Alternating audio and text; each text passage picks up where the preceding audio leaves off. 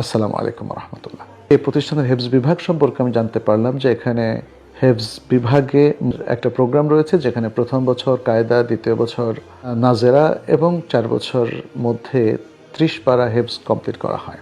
অন্যান্য প্রতিষ্ঠানের মতো গতানুগতিক না হয়ে তারা এক্ষেত্রে বেশ সুশৃঙ্খল একটা প্রোগ্রাম দিয়েছে। এখানে দ্বিতীয় আরেকটি দিক হচ্ছে হেফজের পাশাপাশি জেনারেল এডুকেশন। প্রত্যেকেই তো আসলে নিজেদের হেফজ কিংবা এডুকেশন প্রোগ্রামটা চিন্তা ভাবনা গবেষণা করেই সাজায়।